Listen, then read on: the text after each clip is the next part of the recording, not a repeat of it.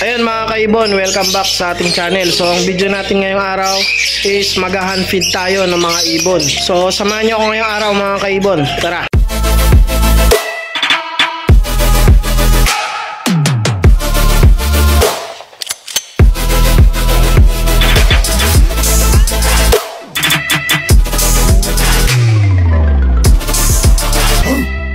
So ayun mga kaibon, welcome back nga sa ating channel. So ang video natin ngayong araw is mag-hand feed nga tayo ng ating mga bagong babang inakay mga kaibon. So kung matatandaan nyo, ito yung mga painakay ng ating mga kakatail. So naisip nga natin i-hand feed na lang yung mga painakay nila dahil nga mga ilang araw lang is mapipisa na rin yung mga painakay ng ating mga GCC dito na i-hand feed din natin mga kaibon.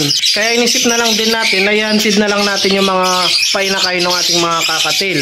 So para makapangitlog na lang sila ulit mga kaibon. Bali mga ilang araw nga itong GCC natin baka mapisa na yung itlog. Kaya nagready na tayo mga kaibon. Ayan.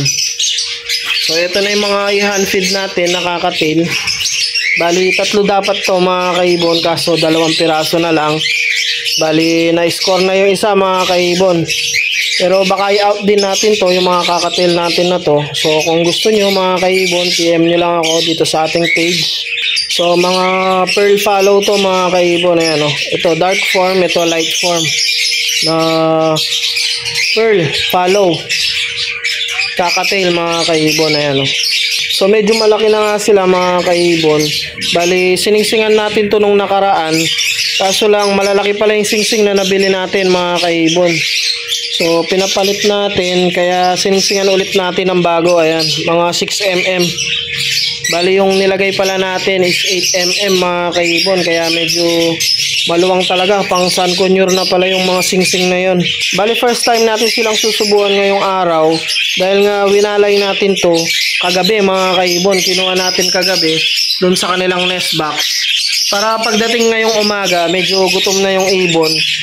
Hindi na tayo masyadong mahirapang magpasubo mga kaibon. Ayan, no? So gusto na niyang kumain. No? So ito pala yung mga kailangan nating gamitin pagka mag-hand feed tayo kung gusto nating mag-hand feed. So unang-una syempre mag-provide tayo ng lalagyan. So pwede naman sa box, depende naman sa inyo kung saan nyo ilalagay. Pero mas maganda yung safe yung mga ibon. At meron silang airflow mga kaibon. Baka masuffocate kung isasara natin na walang butas. So importante yan mga kaibon. So ito nga bali ginawa ko lang to kahapon. Ayan o, binutasan lang natin. And then syempre ito syringe, kailangan din natin to. Ito yung gagamitin natin para pakainin sila. Ayan. And then yung ating formula mga kaibon. So bumili lang tayo ng formula mga kaibon. Ayan. So yung iba naman ginagamit nila Cerelac mga kaibon. Pero mas maganda na yung formula talaga mga kaibon dahil nga yung Cerelac is hindi naman talaga pang ibon. So mas maganda na yung bilhin natin yung mga formula na pang ibon talaga mga kaibon. So ayun bali set up lang natin yung camera natin and then try natin sila pakainin. First time nilang kakain ngayon na i-hand feed natin mga kaibon. So bali gumawa na tayo ng formula mga kaibon. Ayan, nagsangkap na tayo. So medyo malabnaw yung ginawa natin dahil nga mga kakatail yung mga susubuan natin. So gusto ng mga kakatail yung medyo malabnaw, matubig mga kaibon. Ayan. So kukuha lang tayo dito sa syringe natin. And then try natin subuan. So first time nga nila susubuan sa syringe mga kaibon. So tsatsagain lang natin muna ng pakonti-konti hanggang makasanayan nila mga kaibon. Pagka medyo sanay na sila, so sila mismo mga kaibon nga na yan at kakain na sa syringe. Ayan, oh. So hindi naman sila masyadong mahirap pakainin na dahil nga medyo gutom na yung mga ibon. Ayan, oh. Pagka natikman na nila yung formula, sinusubo na rin mga kaibon. So tamang-tama nga kasi yung pagkuha natin dahil nga hinarvest natin ng gabi. So pagkadating ng umaga, gutom na yung ibon kaya hindi sila masyadong maano sa syringe. Ayan, oh.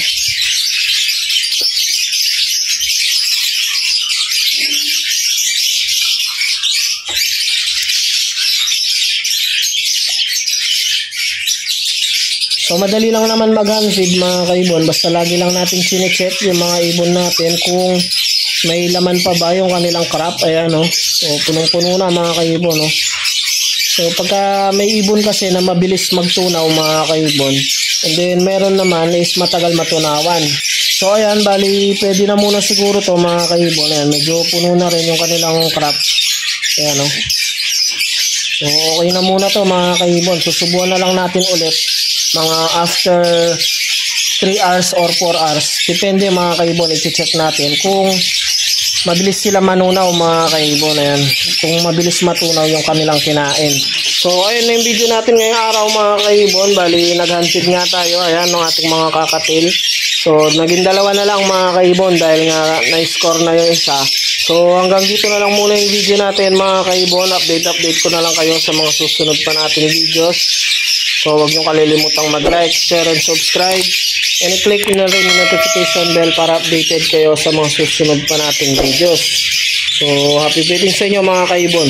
And ingat!